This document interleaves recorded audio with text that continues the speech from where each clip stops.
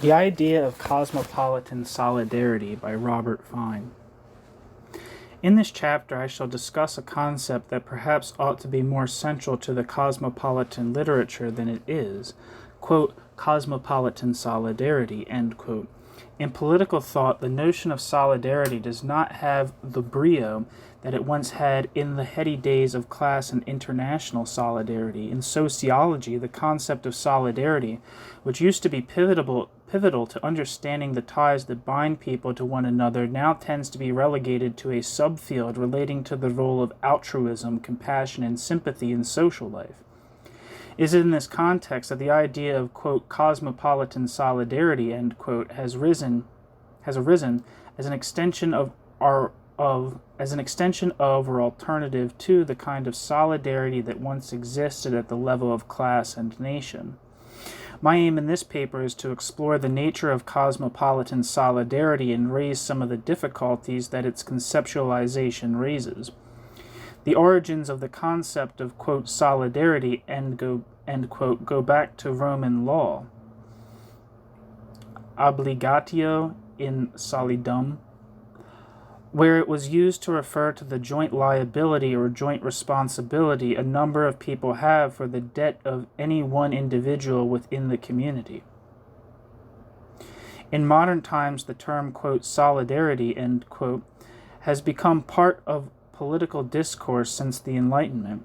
The revolutionary potential of solidarity was recognized by Jean-Jacques Rousseau when he characterized the solidarity of the people in which, quote, the person of the meanest citizen is as sacred and inviolable as that of the first magistrate, end quote, as, quote, at all times the horror of rulers, end quote. In the course of the French Revolution, this sense of solidarity was echoed in Article 34 of the Constitution of 1793, quote, there is oppression against the social body when one of its members is oppressed.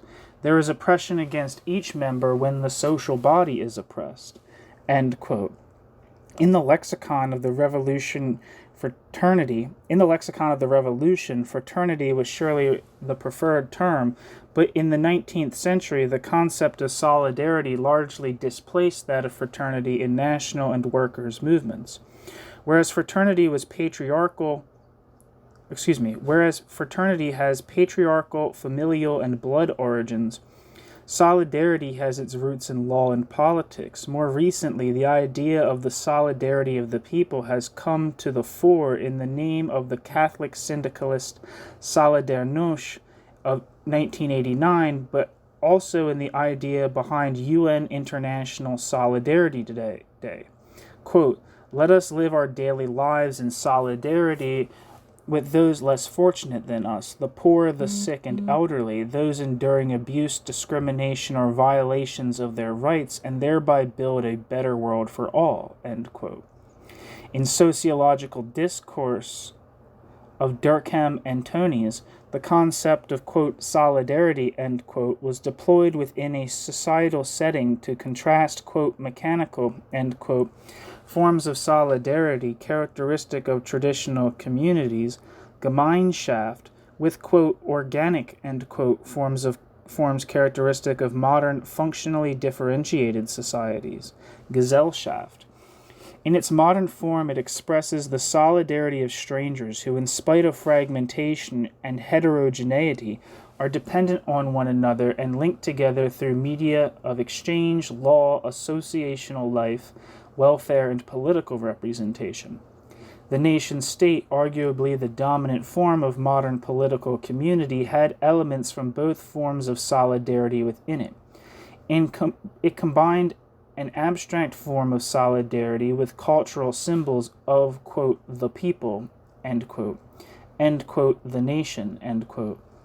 As Jürgen Habermas has argued, what was required for the formation of the nation-state was, quote, an idea which was vivid and powerful enough to shape people's convictions and appealed more strongly to their hearts and minds than the dry ideas of popular sovereignty and human rights, end quote. The need was met by the idea of a nation crystallized around myths of common ancestry, language, and history. National consciousness has a mythic aspect, and has always been distinguished by getting its own history wrong. But it is legitimated by the claim that it inculcates willingness on the part of citizens to do what is required of them for the common good, be it acceptance of democratic decisions as legitimate, maintenance of social services through taxation, or the fighting of wars for one's country. Certainly, the formation of the modern state was heavily dependent on the development of a national consciousness to provide it with the substrate of civic solidarity. The historical strength of nationalist sentiment was due to its capacity to act as a binding power, enabling individuals to coalesce around commonly shared symbols. The possibility both of expanding the basis of solidarity beyond the boundaries of the nation and of overcoming the more mythic elements of national consciousness has been widely investigated within the contemporary cosmopolitan literature. One common thematic is that there can be no Europe-wide democratic polity capable of enacting effective redistributive policies without an expanded base of solidarity, and that the civic solidarity once limited to nation-states has now to be appropriated by citizens of the European Union as a whole. Delanty and Rumford, 2005. There is no compelling reason to accept the defeatism which declares that this cannot happen, for example, on the ground that there is no such thing as a European nation. If the artificial form of solidarity among strangers that already exists within modern nation-states owes its existence to an abstraction from local and dynastic conditions, and an appeal to national forms of consciousness, why should this learning process not continue beyond national borders? A question remains, however, whether the conception of European identity based on notions of common culture and common forms of life is any less mythic than the national forms of solidarity it seeks to supplement or even displace. Most cosmopolitans believe that solidarity at the global level is possible, but cannot take the same form of solidarity at the national or even transnational levels.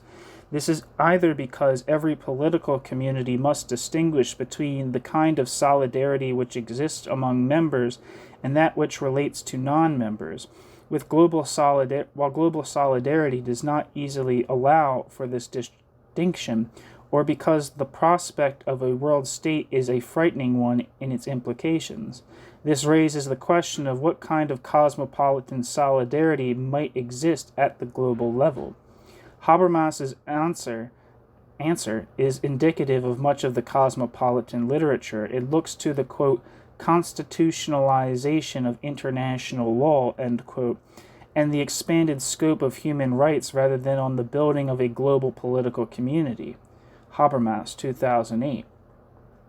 This juridical conception of solidarity is justified by the limited functions performed by international institutions, e.g., securing peace and promoting human rights, and the negative duties imposed on them, e.g., no wars of aggression and no violations of human rights.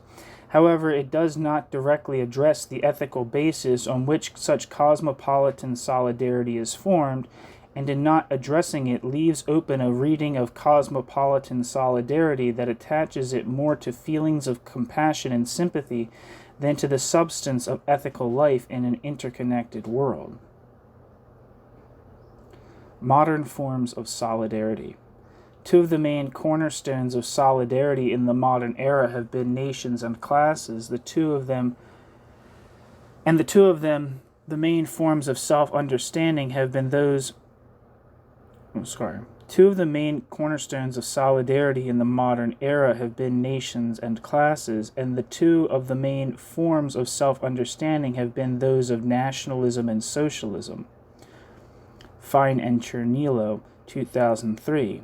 These forms of consciousness have proven capable both of mobilizing huge numbers of people in the name of self-determination and freedom from want, and of overturning old regimes and empires. There can be little doubt but that in the 19th and 20th centuries they were the dominant forms in which emancipatory movements expressed themselves. However, their negative side lay in prioritizing their own particular interests over the universal interest of humanity, or in identifying their own interests with the universal interest of humanity as a whole. Nationalism and socialism were two great sources of social and political transformation and gave shape to Enlightenment conceptions of universality, but their exclusivity manifested itself in all manner of exclusions, cruelties, and mimetic representations of the powers they opposed. The solidarity engendered on the basis of class and nation came at a cost, that of constructing and vilifying enemies, excluding those deemed not to belong, and suppressing the plurality of voices within. These quintessentially modern forms of solidarity laid the foundations on which cycles of dehumanization were repeated.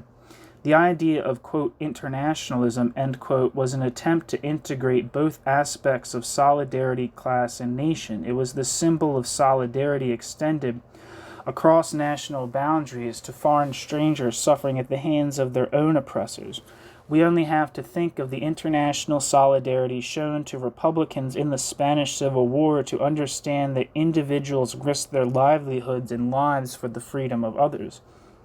However, the same, quote, internationalism, end quote, also became a justification of a Marxist kind of subordinating the interest of humanity to the interest of particular national elites and who were anti-colonial but not necessarily pro-democratic, and to the interest of the social fatherland, the Soviet Union. The ideology of, quote, internationalism, end quote, gave no less priority to nationalist struggles than nationalism, but it validated some nationalist regimes as, quote, progressive, end quote, and denounced others as, quote, reactionary, end quote.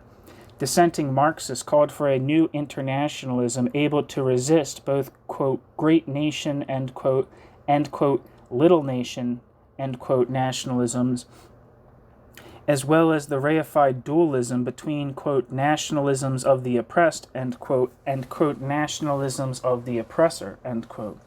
This dualism arose in the colonial era when the world was divided between the colonial and colonized, but it became dissociated from its origins and ever more instrumentalized. In spite of all these limitations, solidarity was an honorable mode of conduct. It was practiced by people who together put their lives at stake and were ready to sacrifice themselves for each other. However, with the rise of fascism and communism, solidarity turned into a charade of its former self. As Theodor Adorno put it, solidarity became little more than confidence that, quote, the party has 1,000 eyes, is the stronger side, and is swimming with the tide of history, end quote. Adorno knew a charade when he saw one. Quote, any temporary security gained in this way is paid for by permanent fear, by toadying, maneuvering, and ventriloquism. The strength that might have been used to test the enemy's weakness is wasted in anticipating the whims of one's own leaders who inspire more inner trembling than the old enemy. End quote. Solidarity polarized into, quote, the desperate loyalty of those who have no way back and virtual blackmail practiced on those who want nothing to do with the Gaullers or to fall foul of thieves, end quote, Adorno. I really need to know how to pronounce the word Gaul, like as in prison, but I haven't for some reason. Or to actually, well, I think I know how it's pronounced, I just don't feel very confident in it.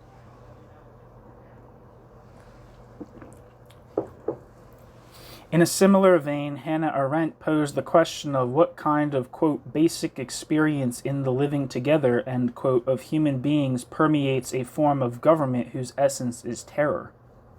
She answered that isolation is the fertile ground of terror and its result. Quote, isolation is, as it were, pre-totalitarian. Its hallmark is impotence insofar as power always comes from men acting together, end quote. Totalitarian rule went further still in the, quote, merciless, end quote, process of converting isolation into loneliness by enforcing the loss of one's own self and, quote, destroying all spaces between men, end quote. Solidarity was replaced by a proliferation of police apparatuses which all did similar work, spying on the population and on each other, without any clear knowledge of who would be rewarded and who would be purged. Victims and executioners became interchangeable, and human beings were prepared to fit into either role. In the shadow of Auschwitz and the Gulag, the politics of anti-totalitarianism has looked to the reformation of solidarity on a new basis. Not by going back to class and nation, but by taking seriously the old sociology distinctions between community and society, crowd and public. The new solidarity it seeks is premised on cultivating a culture of joint responsibility to keep alive the memory of those who had been murdered, on developing a critical historiography that integrates our shared past, the losses that were endured, the formative foundations that can be built from the past. It conceptualizes newly defined territorial entities, new forms of transnationalism, new laws comprehending the whole of humanity. Under the register of civic nationalism, post-nationalism, constitutional patriotism, and the like, it imagines a political community that is all-inclusive, respects universal principles of right, and integrates multicultural communities. However, the new solidarity can turn out less ideal than its progenitors imagined. It can evince the pride of being the only ones who have learnt from history. It can demonize those who remain rooted in the nationalist past. It can split good nationalism from bad without confronting the equivocations of nationalism as such. It can repeat in a more formal mode the categorical distinction between one kind of nationalism and another in Marxist thought. The temptation remains to reconstruct a moral division of the world between them and us, foes and friends, post-nationalist and nationalist, which stigmatizes the other as much as it idealizes ourselves. Cosmopolitan solidarity, the idea and its actualization. Although the initial self-confidence of cosmopolitanism lay in thinking that it had resolved all of the contradictions running through past forms of solidarity, it soon revealed itself as best set by the same kind of conflicts and contingencies of human coexistence. The idea of cosmopolitan solidarity is both continuous with the modern history of solidarity and an attempt to address the problems of exclusion and violence associated with it. Certainly, it no longer looks to a particular class or nation as the embodiment of the universal, still less to the destruction of another class or people as the condition of its fulfillment. The idea of rights provides a starting point for cosmopolitan solidarity. Whereas nationalism and socialism tended to subsume human rights to one another, Whereas nationalism and socialism tended to subsume human rights to one or other collective representation, the obstinacy at the heart of cosmopolitan solidarity is to insist upon the ineradicable idea of universal human rights.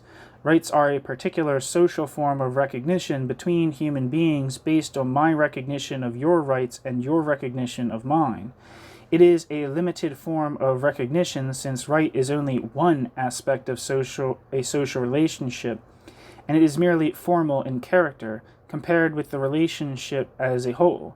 Right is more like a permission or warrant. I do not have to pursue my rights.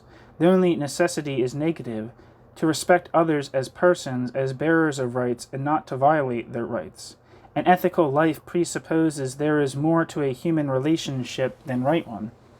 If I relate to others, and others to me exclusively in terms of rights, then everything which depends on particularity would become a matter of indifference. Hegel put it well: if individuals were interested only in their formal rights, this would be a sign of, quote, pure stubbornness, such as is often encountered in emotionally limited people, for uncultured people insist most strongly on their rights, whereas those of nobler mind seek to discover what other aspects there are to the matter in question, end quote. Hegel. Or, as Marx might have said, as far as other needs are concerned, indifference would be the only rule. Recognition of rights constitutes the necessary starting point for the long process of the education, Bildung, required for cosmopolitan solidarity to be realized. Cosmopolitan solidarity starts with recognition of both the, quote, right of every individual to have rights, end quote, Arendt, and of the social character of the right of every individual to have rights. Individuals can only be free in relation to others. Right is the expression of a social relation. In the modern world, a multi-layered and open system of rights has emerged, always in process of mutation and development, always at risk of closure or eradication. Civil laws guarantee rights of person, property, and private life. Public laws guarantee rights of free association, free speech, and public representation. International laws guarantee rights of states in relation to one another. Cosmopolitan laws guarantee human rights regardless of the powers to which individuals are subjected. The system of rights is capable of growth and transformation over time. The relational character of rights is incompatible with any notion of absolute sovereignty, since every sphere of right must have its due. Brown, 2005. The interconnectedness of peoples in the current era has given rise to new forms of right born out of the experience of living in, quote, one world, end quote, a situation which loss of home, work, and political status can become identical with expulsion from humanity altogether. Cosmopolitan solidarity is formed around this relational understanding of rights. The freedom of each is dependent on the freedom of all. However, we recognize that the system of rights is contradictory. We resist the temptation to fetishize one right as superior or to absolute over all other rights, be it the right of the state in the manner of bureaucratic collectivism, or the right of private property in the manner of neoliberalism, or the right of civil society in the manner of some forms of communitarianism. We resist the instrumentalization of rights by the powers that be, and we resist the hostility to rights that is a perennial feature of modern political life, whether expressed in the name of the people, tradition, or a higher justice. We resist the reduction of the universality of rights that sees it as no more than an ideology of power or a specific cultural expression of its alleged place of origin. Bambra and Shiliam, 2009. Cosmopolitan solidarity demands a sharp eye for the abuse of the language of universal rights, for misrepresenting the simulacrum of rights for the genuine article. This sharp eye is what Arendt reveals when she described the notion that, quote, what is right is what is good or useful for the whole, end quote, as essentially barbaric, whether the whole is the German people, the world proletariat, the worker state, or even humanity as such. As Arendt put it, quote, it is quite conceivable, and even within the realm of practical political possibilities, that one fine day a highly organized and mechanized humanity will conclude quite democratically, namely by a majority decision, that for humanity as a whole it would be better to liquidate certain parts thereof, end quote.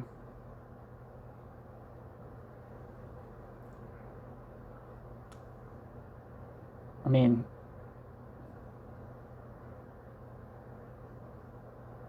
well, Arendt echoed Kant's critique of the, quote, rights of nations, end quote, under international law as a license for rulers to go to war as they please.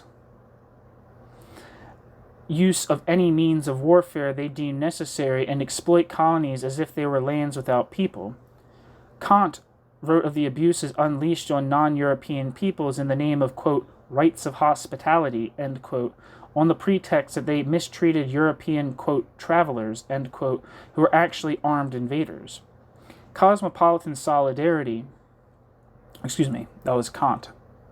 Cosmopolitan solidarity is both the condition and product of the expanded scope of the system of rights, but its ethical commitment is to develop a culture of rights in which the activity of understanding how they work in practice is also present. Consider, for example, the institution of, quote, crimes against humanity, end quote, in the Nuremberg Charter of 1945. Karl Jaspers attempted to articulate the cosmopolitan significance of this ideal innovation. It challenged the state's exclusive prerogative over crimes committed within its borders. It transcended the principle of national sovereignty, which made heads of state inviolable. It removed the excuse of only obeying orders from perpetrators.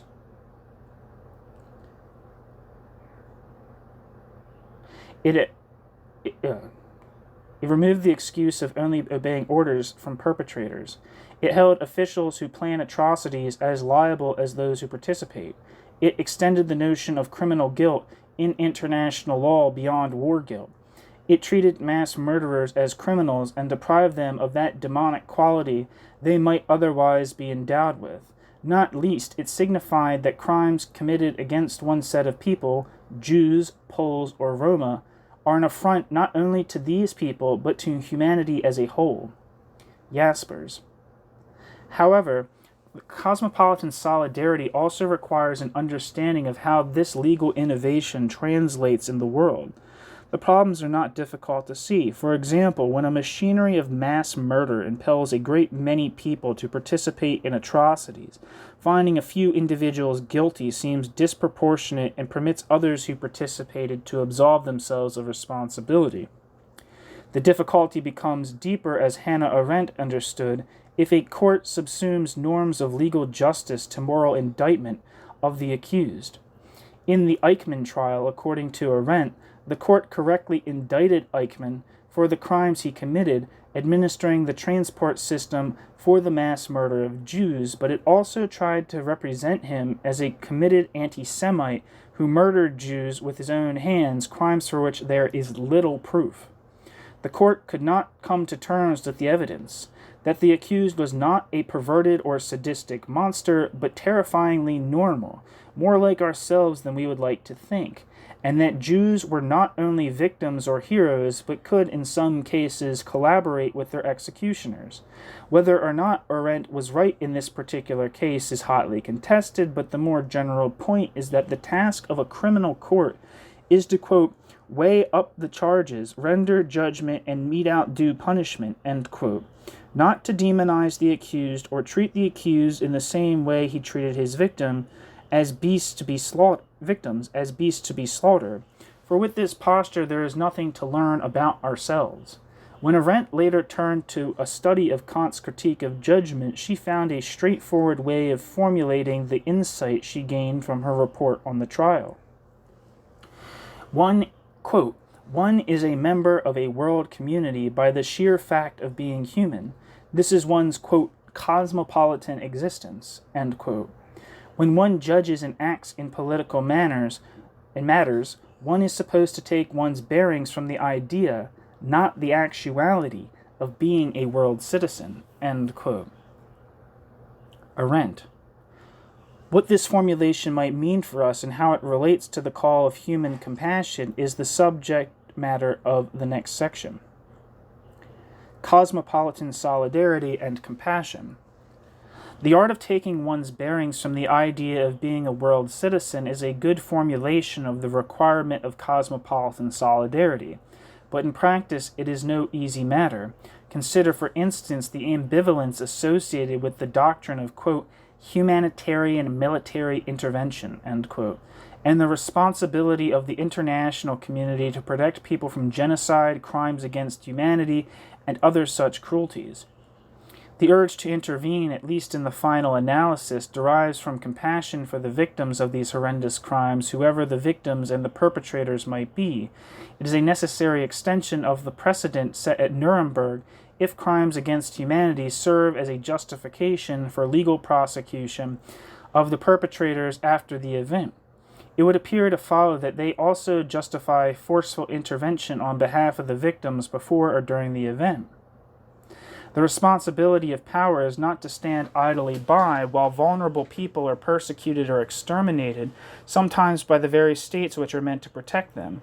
Nostalgia for the classic system of international law, whose principle was non-intervention in the affairs of sovereign states under all circumstances, including the mass murder by the state of its own subjects, is misplaced. On the other hand, for one reason or another, we may not feel compassion for the victims, or our compassion may be overridden by other political considerations. We may focus, for instance, on those unintended consequences of military intervention that are far from humanitarian, or on the, quote, imperial, end quote, license of the right of intervention seems to accord to already powerful states, or on the consequences of intervention for the promotion of an international law capable of offering an effective regime of rights enforcement, or finally on the dependence on military power that the responsibility to protect seems to embrace. While we may support the exercise of state power in defense of the victims of atrocity and against its perpetrators, a conception of cosmopolitan solidarity that is exclusively dependent on the exercise of state power will lose sight of the revolutionary origins of the idea of solidarity itself. What we are faced with here is what we might call the equivocation of judgment. Fine and Smith, 2008. We have to use our judgment to find our way through these equivocations. The relation of cosmopolitan solidarity to human compassion lies close to the heart of the problem. Compassion is a feeling one has for the suffering of other people, a feeling that is not, quote, just there, end quote, but can be refined and fostered by culture and society. Boltanski, 1999, Hunt, 2007, Turner, 1993. Cosmopolitan solidarity requires compassion. It is built on the foundations of compassion, and it would be difficult to conceive of cosmopolitan solidarity without some prior notion of human compassion. However, they are not the same, and I want to argue that their confusion can lead to problems. Solidarity is a legal and political concept denoting a shared responsibility for seeing through a particular project. Compassion is a feeling and emotion, and as such is the product of all manner of subjective considerations. Whom we feel compassion for is the product of many contingent factors. Kant noted that its weakness lies in its lack of proportion. Quote, a suffering child fills our hearts with sadness, but we greet the news of a terrible battle with indifference, end quote. Boltanski, 1999. The temptation to substitute human compassion for cosmopolitan solidarity subsumes an egalitarian sense of shared responsibility to the contingencies of feeling. We may feel compassion for our people for the suffering they endure. We may wish to turn this feeling of compassion into action, into doing something for the people in question. However, the problem of transmuting a personal quality into a political concept becomes most viable when the subjects of our compassion are treated as one body with one voice, the voice of common suffering, and when the individuality of its parts is sacrificed to our compassion for the whole. Boltanski speaks of the politics of pity in this vein. It, quote, regards the unfortunate together in mass, even if it is necessary to single out particular misfortunes from the mass in order to inspire pity, end quote. Boltanski, 1999.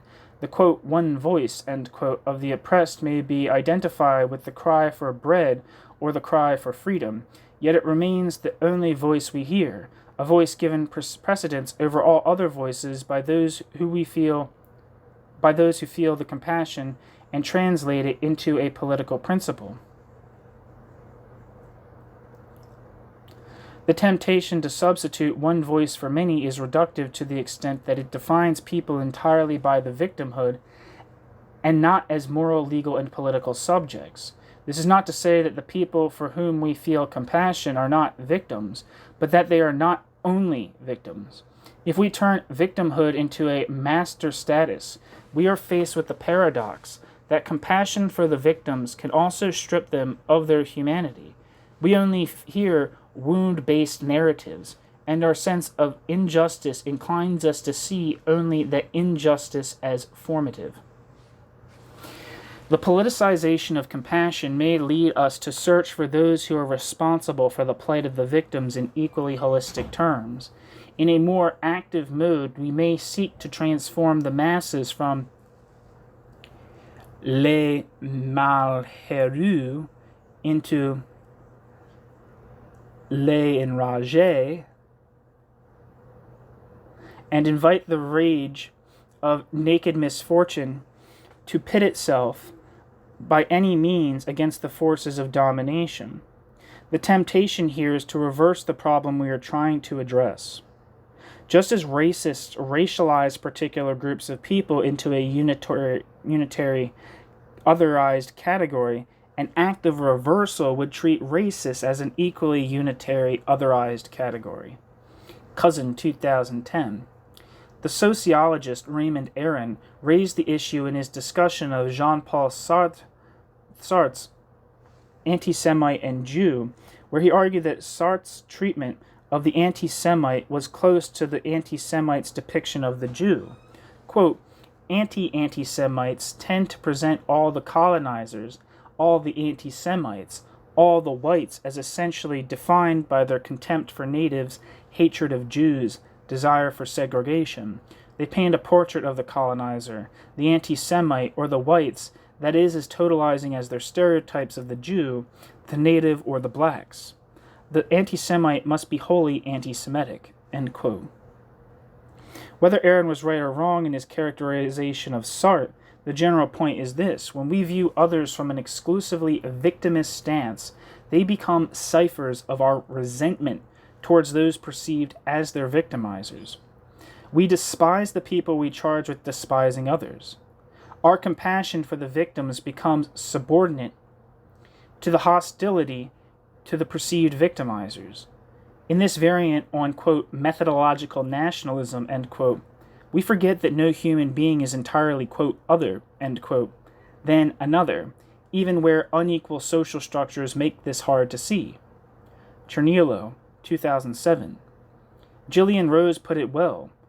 The representation of others in terms of, quote, sheer alterity, end quote, forgets that, quote, the other is equally the distraught subject searching for its ethical life, end quote. If compassion is treated as a basis for solidarity, what is to become of those who are, quote, unlovable, end quote?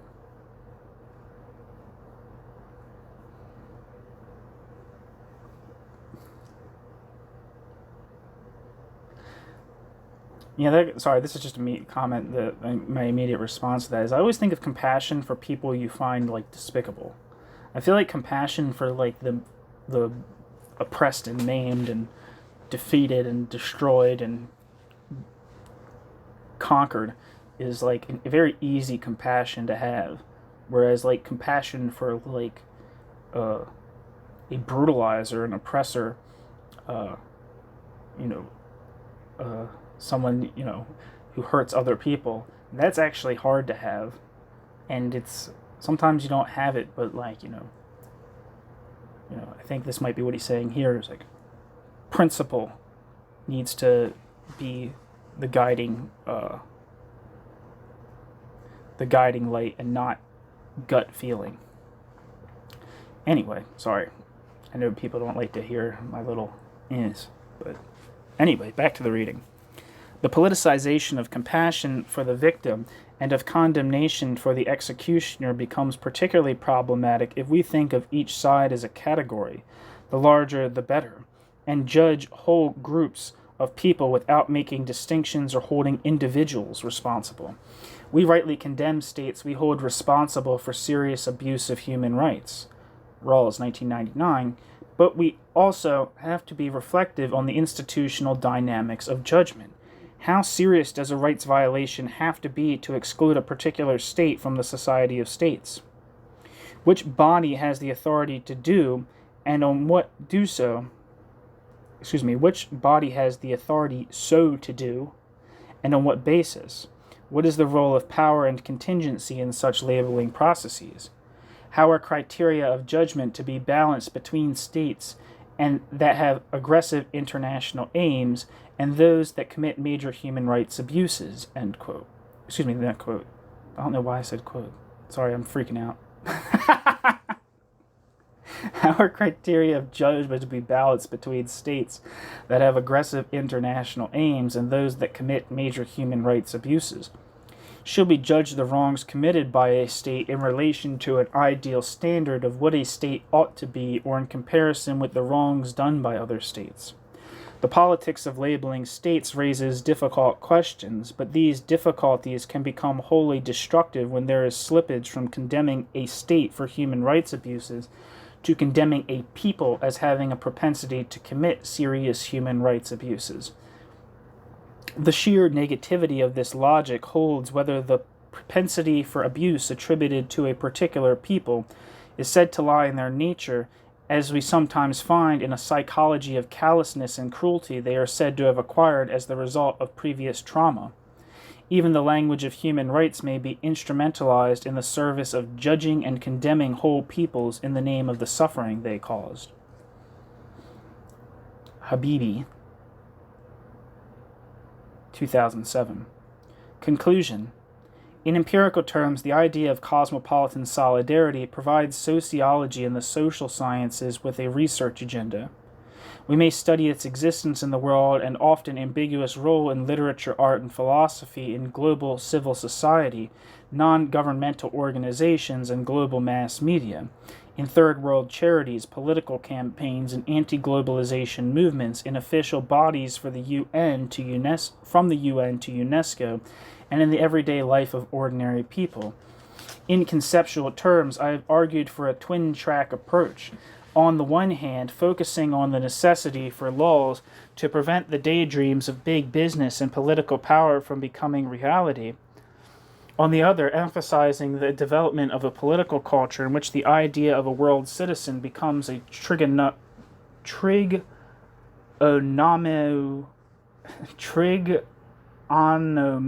point from which we can find our bearings.